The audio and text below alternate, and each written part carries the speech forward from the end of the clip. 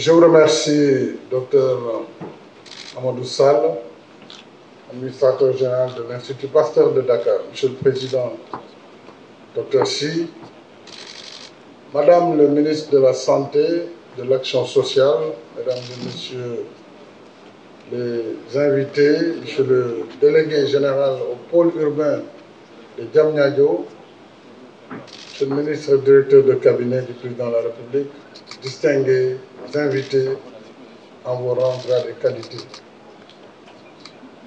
Cette visite est importante puisqu'elle est le couronnement d'un processus engagé, vous l'avez dit, depuis près de 10 ans, lorsque nous avions pensé avec vous à la création d'un vaccinopole ici à Diamniadio. En 2014, nous avions un seul bâtiment à Diamniadio, c'était le centre de conférence international Abdou Diouf.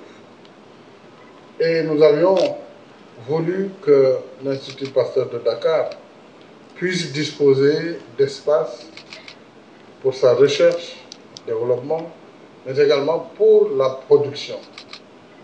Et la Covid est intervenue bien plus tard, en 2020.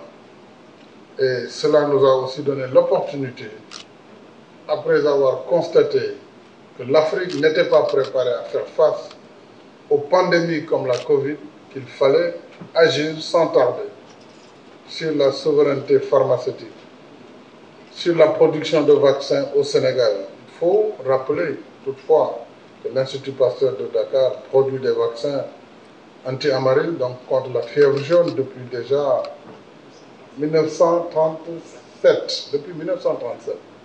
Et l'UPD continue à en produire. Mais avec ce site Africa Amaril, cette capacité sera multipliée par 6. Vous allez quasiment passer de 5 millions de doses à 30 millions de doses. Ça, c'est le bâtiment que nous venons de visiter. Mais vous ne vous êtes pas arrêté sur le projet Africa Amaril. On a eu le projet Madiba, la manufacture de production de vaccins qui pourra produire un certain nombre de vaccins, y compris celui contre la Covid, mais aussi les vaccins contre la rougeole, contre la rubéole et d'autres vaccins. Et l'ambition avec ce bâtiment qui va venir, le DAVAX, comment vous l'appelez? DAVAX, vous pourrez, avec la recherche-développement, poursuivre la gamme des vaccins pour couvrir finalement l'ensemble du programme élargi de vaccination. Aujourd'hui, qui est riche de 14 vaccins. Après le dernier qui a été le vaccin, le dernier qu'on a lancé il y a 2 ans, hein? Cancer du col de l'utérus, le papillomavirus. C'est dire que le Sénégal fait œuvre pionnière, le Sénégal poursuit. Et j'ai voulu, avec la Covid et grâce à nos partenaires, que je félicite. Que je félicite parce qu'il a fallu mobiliser plus de 200 millions de dollars. L'État n'a pas été en reste. Nous avons montré la voie, donné des terrains, injecté des ressources. Et grâce également à ces partenaires, nous aurons l'occasion de revenir. Je ne veux pas en oublier certains, mais c'est peut-être l'occasion d'ailleurs de les rappeler. Je me rappelle de la Team Europe, hein, également la Banque mondiale, la Banque islamique de développement, la Fondation Bill Gates, l'Agence française de développement, l'Allemagne,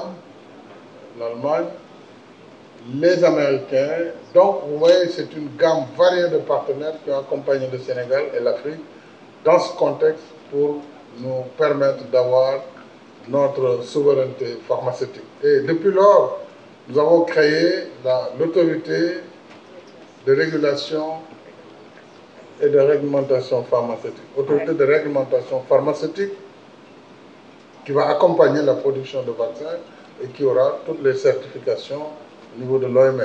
Donc c'est tout l'écosystème qui est en marche en réalité. Mais l'Institut Pasteur de Dakar joue un rôle particulier, qui est le rôle pionnier qui a été le vôtre, mais surtout qui est un rôle aujourd'hui de leader en Afrique dans ce métier.